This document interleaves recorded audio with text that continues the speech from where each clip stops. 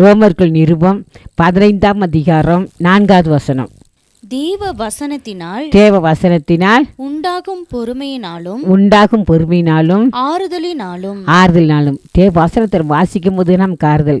நான் கூட எத்தனையோ நாட்கள் அம்மா இல்லை அப்பா இல்லை கூட பிறந்தவங்க இல்லை கண் பார்வை இல்லை இப்படிப்பட்ட சூழ்நிலையில் எத்தனையோ நாள் உள்ளே உடைஞ்சிருக்கும் போது நான் யாரையாவது பைபிள் வாசிக்க சொல்லி கேட்பேன். ஆண்டவருடைய வசனம் என்னை அப்படியே ஆறுதல் படுத்தும். நீங்கள் தேவனுடைய வசனத்தை வாசித்து பாருங்கள், ஆறுதல் நிச்சயமாக ஆறுதல் அளிப்பார் கர்த்தர். அவர் ஒருவர் தான் ஆறுதல் அளிக்க முடியும். நிறைய பேர் ஆறுதலுக்காக சினிமா பார்ப்பாங்க, டிவி ஆன் பண்ணி பார்ப்பாங்க. எத்தனையோ பேர் இங்கே போனால் நல்லா இருக்குமா, இங்கே போய் பார்க்கலாமா, அவங்ககிட்ட போய் பேசினா சமாதானம் கிடைக்குமா, இவங்ககிட்ட பேசினா சமாதானம் கிடைக்குமான்னு சொல்லி எத்தனையோ பேர் நம்ம எங்கெங்கேயோ ஓடுறோம். அருமையான சகோதரி சகோதரியே, என் தாய்மாரே தகப்பன்மாரே, ஆண்டவருடைய வசனத்தை வாசித்து பாருங்கள். அவர் உங்களோடு பேசி உங்களுக்கு ஆறுதல் தருவார். அவருடைய ஆறுதல் மாறாத ஆறுதல், நித்திய ஆறுதல். அவர் தான் நமக்கு ஆறுதல் கொடுக்க முடியும். அவர் ஆறுதல் படுத்தவும் செய்வார். நமக்கு ஆறுதல் இருந்து எந்த கஷ்டத்தில் இருக்கும் அந்த கஷ்டத்தை விடுதலையாக்க முடியும். மற்ற நம்ம என்ன தான் கதை புஸ்தகமோ எது படித்தாலும் ஆறுதல் கிடைச்சாலும் அது நிரந்தரமான ஆறுதல் இல்லை. அருமையானவர்களே, அந்த கொஞ்ச நேரம் நல்லா இருக்கும், திரும்ப அந்த வேதனை நமக்கு வரும். ஆனால் ஆண்டவராக இயேசு கிறிஸ்து வேதத்தை வாசிக்கும் போது தேவன் உங்களோடு பேசுவார், ஆறுதல் படுத்துவார். உங்கள் வாழ்க்கையில் என்ன செய்ய வேண்டுமோ செய்யவும் செய்வார். அதுதான் அவர் தான் ஆறுதல். தேவனுடைய வசனத்தை வாசிக்கும் போது நமக்கு ஆறுதல். ஆண்டவருடைய வசனத்தில் என்ன இருக்கான் பாருங்க. யோவான் சுவிசேஷம் 6ஆம் அதிகாரம் 63வது வசனம். நான் உங்களுக்கு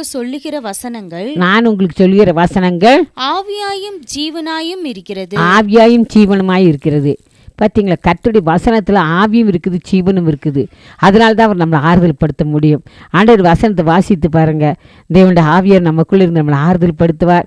நம்ம என்ன கஷ்டமோ அந்த கஷ்டத்திலிருந்து அவர் நீக்க முடியும், கண்ணீரிலிருந்து துடைக்க முடியும். ஆறுதல் படுத்துகிற மாத்திரம் இல்லை, உங்கள் கண்ணீரிலிருந்து விடுதலையாக்குவார். உங்கள் கஷ்டத்திலிருந்து விடுதலையாக்கி என்ன பிரச்சனையோ உங்களை பிரச்சனையிலிருந்து விடுதலையாக்க முடியும். ஏன்னா கர்த்தருடைய வசனத்தில் ஆவியும் ஜீவனுமாக இருக்கிறது. ஆண்டவருடைய வசனத்தை வாசித்து பாருங்கள், நிச்சயமாக உங்களுக்கு ஆறுதல் படுத்துவார். 119ஆம் சங்கீதம் 49ஆம் வசனம் 50வது வசனம். நீர் என்னை நம்ப பண்ணின வசனத்தை உமது அடியேனுக்காக நினைத்தருளும்.